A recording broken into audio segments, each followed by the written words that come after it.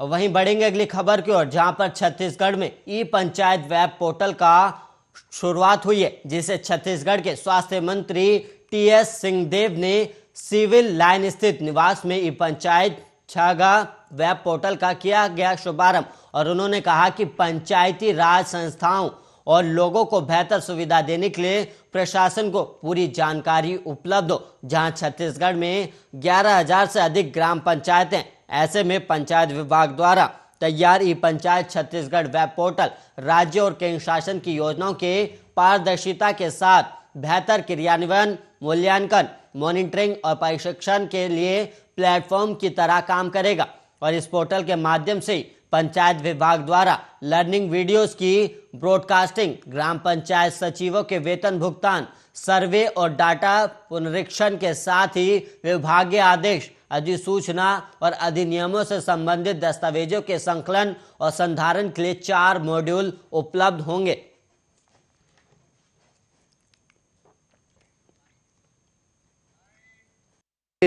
पंचायती राज संस्थाओं को बेहतर प्रशासन, बेहतर लोगों के लिए सहूलियतों देने के लिए और शासन को भी जानकारियां उपलब्ध हो सके कि वस्तुस्थिति क्या है और कहां पर क्या किया जा सकता है।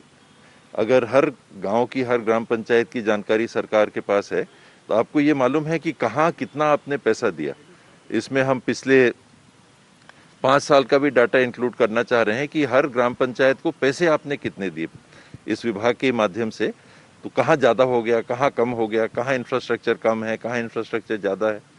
और मैपिंग करके ये भी प्रयास है कि हर गांव का गूगल का नक्शा रहे, तो उस नक्शे पे सरकारी जो सुविधाएं उपलब्ध कराई गई हैं, आपके बिजली के तार हैं तो पूरे गांव का दिखेगा, हैंडपंप हैं तो पूरे गांव का दिखेगा, आपके आंगनबाड़ियां हैं तो पूरे गांव का दिखेगा। कोरोना वायरस के नए वेरिएंट ओमिक्रॉन के बढ़ते संक्रमण के प्रसार को देखते हुए बलरामपुर कलेक्टर कुंदन कुमार ने रात 8 बजे से सुबह 7 बजे तक नाइट कर्फ्यू का आदेश जारी किया है। और वहीं साप्ताहिक बाजारों में भी कुछ पाबंदियां लगाई गई हैं। और वहीं कलेक्टर के आदेश के अनुसार बलरामपुर जिले में रात 8 बजे से सुबह 7 बजे तक नाइट कर्फ्यू रहेगा।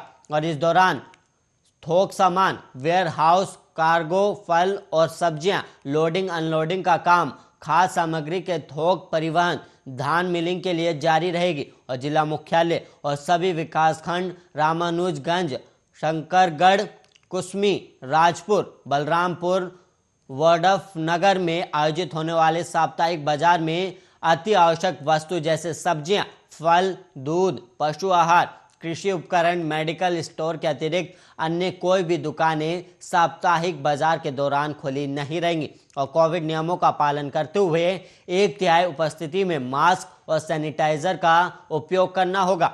और वहीं कलेक्टर के द्वारा जारी किए गए आदेश का उल्लंघन करने पर दंड संहिता 1860 की धारा 270 एपिडेमिक डिसीजेज एक्ट और वहीं 1897 और आपदा प्रबंधन अधिनियम 2005 के तहत कार्रवाई की जाएगी।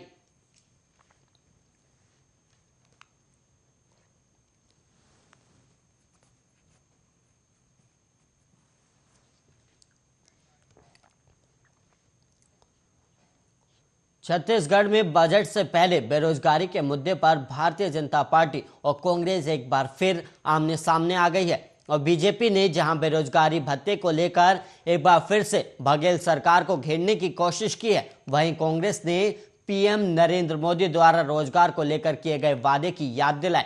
दरअसल बीजेपी प्रदेश अध्यक्ष विष्णुदेव साय ने सीएम भूपेश बघेल को पत्र लिखकर रोजगार के लिए बजट में 3 साल के हिसाब से 9,000 करोड़ रखने का आग्रह किया।